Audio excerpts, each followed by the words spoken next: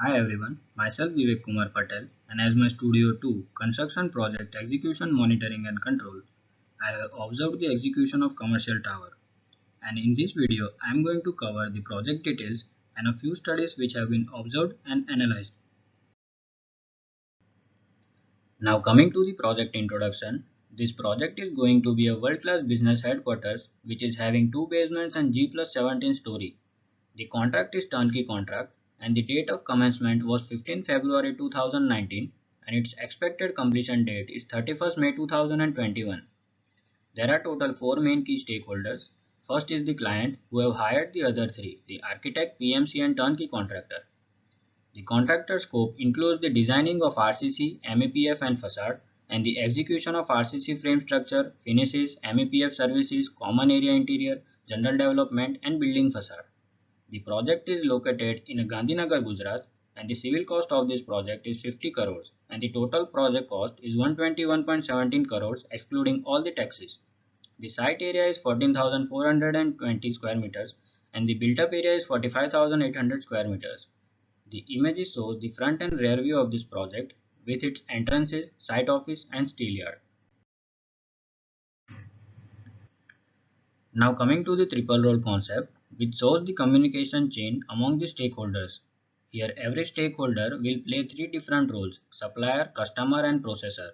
The table shows the stakeholder involved in this project, and for this turnkey contract I have prepared this epoch diagram which shows that the first of all client gives his requirement to the architect for detailed architectural drawings, then all the designers hired by the turnkey contractor will make the detailed drawings. Then all the drawings will be approved by the green building consultant for the gold rating. After that, the architect and designers will make their GFC drawings and the turnkey contractor will timely release their drawings to the subcontractors for the execution work. And after execution work, project will be handed over to the client. Now coming to the contract administration. For this study, the contract conditions are compared with the FIDIC Silver Book which is for the EPC and turnkey contract.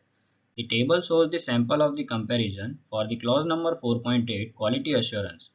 The flow diagram shows the claim management procedure followed on the site, where first of all the engineer identifies the claim and that claim will be discussed between the project manager, planning engineer and billing engineer. Then the details of that claim will be sent to the contract department. If that claim will be passed by the contract department, then the notice will be sent to the PMC within 28 days. Then PMC will do the inspection. If that claim will be accepted by the PMC, then client will pay the claimed amount to the contractor. And if it gets rejected, then they will try for the amicable settlement. If the contractor will not be satisfied, then they will go for the arbitration and whichever decision comes, that will be considered as a final decision. The contractor was not having the contract administration procedure and the checklist, that's why they have been proposed. In a contract administration procedure, first step is the appointment of the contract management team who will do the contract formation. Then contract monitoring plan will be prepared to avoid any issues related to the ambiguity and delays.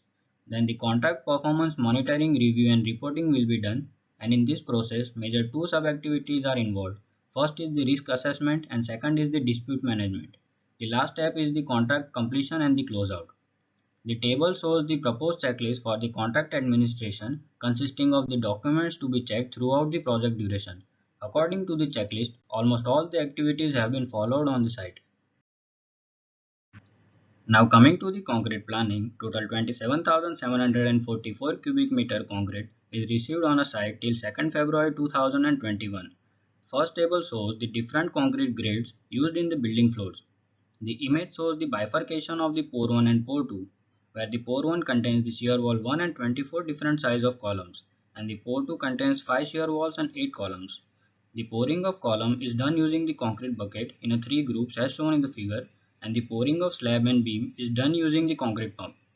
The requirement of transit mixers is calculated for the pour 1 and pour 2 based on the time taken by the transit mixer for one trip and the efficiency of RMC plant. For pour 1 and pour 2, total 4 and 3 numbers of transit mixers are required respectively, and the concrete requirement for the 15th floor is also calculated for its horizontal and vertical elements. These are the actual data of concrete. The graph shows the concrete quantity received from RMC in a 1 year. For the October month, the concrete quantity is overshooting, which can be mitigated by the resource leveling. The productivity for the slab and beam of the 15th floor is calculated, which is coming 5.44 and 8.36 cubic meter per man days for pour 1 and pour 2 respectively. Then direct cost of concreting is calculated till 2nd February 2021, including the cost of concrete with transit mixers, concrete bucket, needle vibrator, concrete pump and cost of labors. The total cost of concreting is coming 14.25 crores. Now coming to the economic order quantity which is done for steel. To make this model, few assumptions have been taken, like the order quantity arrives in a one go at every month and the carrying cost is assumed as the 5% of purchase price. First graph shows the annual demand for steel of the last 1 year.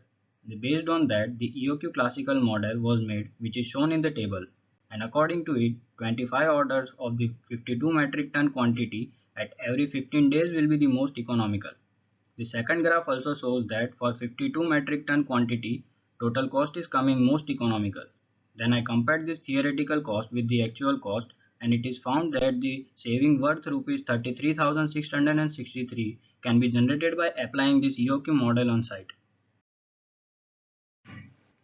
Now coming to the job hazard analysis, total 4 types of hazard were analyzed: fall, caught in between, electrocution and struck by.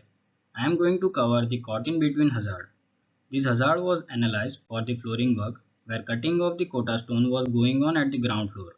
The workers was not wearing the safety gloves, goggles and earplugs and there are chances to injure their hands and arms. As hazard control, three types of controls are proposed. First is the engineering control, where the workers can keep the safe distance from the equipment and they can use the raised platform to improve their cutting posture.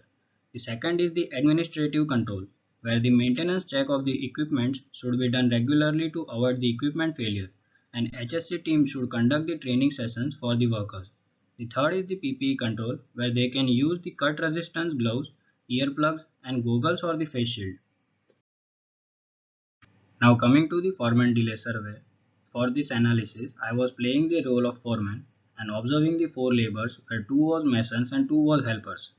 The scope of this survey was 425 mm wide flooring at the 8th floor, which is having the area of 16.32 square meter approximately. As a process of flooring work, first is the preparation of mix of adhesive, then it will be laid on the tile area. Then the helper will mobilize the tile pieces and the mason will lay the tile pieces. Then he will place the spacer and clips to make the tiles in a level and the same procedure will be repeated. As per the observation, the summary of the delay is shown in the table. The total delay by all the laborers is 390.64 minutes. As per the pie chart, the maximum delay is caused due to the idle time, which can be mitigated by the continuous supervision. Now coming to the conclusion, from the triple role concept, it is inferred that there is a long chain of communication in a turnkey contract, and to achieve a good construction quality, there should be efficient coordination among the stakeholders. The contract administration exercise was helpful to understand the GCC, claim management system and contract administration process. The concrete planning is helps to plan the resource requirement and to reduce the delay and wastages. The economic order quantity helps to analyze the optimal order quantity and minimizing the cost per order. The job hazard analysis is an effective way to identify the hazard and its consequences on site. The foreman delay survey is helpful to identify any unnecessary delays where idle time is found to be the biggest reason for delay. Thank you for watching this video.